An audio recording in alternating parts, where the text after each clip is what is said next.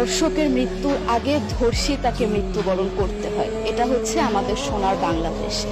একজন ধর্ষকের জীবনের মূল্যকে এত বেশি যে তাকে ফাঁসির মঞ্চে দাঁড় করা যাবে না। আমরা বাংলাদেশে কয়জন ধর্ষকের নাম জানি যাকে কঠোর থেকে কঠোরতম শাস্তি দেওয়া হয়েছে, যাকে ফাঁসির মঞ্চে দাঁড় করা হয়েছে? আমরা কি আদৌ কেউ জানি? জানি না। অথচ আমরা কতগুলো যারা ধর্ষিত হয়েছে তাদের নাম জানি। অনেক বড় এই লিস্ট, আসলে অনেক বড়, বলে শেষ করা যাবে না। কুমিল্লার তনু, মাগুরার আসিয়া, 2 দিন আগেও কিশোরগঞ্জে 8ম শ্রেণীর একটি ছাত্রীকে বাসা থেকে তুলে নিয়ে ধর্ষণ করা হচ্ছে। বাবার হাতে মেয়ে ধর্ষিত হচ্ছে, ভাইয়ের হাতে বোন ধর্ষিত হচ্ছে। আমরা আসলে নিরাপদটা কোথায়? আমার মনে হচ্ছে আমরা যেন আইয়ামে জাহেলিয়া যুগে চলে গিয়েছি।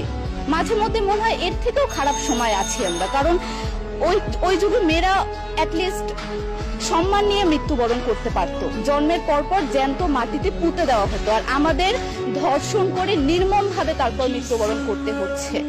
যদি সরকার আমাদের ওই নিরাপত্তা নাই দিতে পারে, তাহলে সরকারের কাছে আমাদের অনুরোধ, আমাদের জ্যান্ত মাটিতে পুঁতে দেখ। আমরা বেঁচে থাকতে চাই না, আমরা সম্মান নিয়ে মৃত্যুবরণ করতে চাই।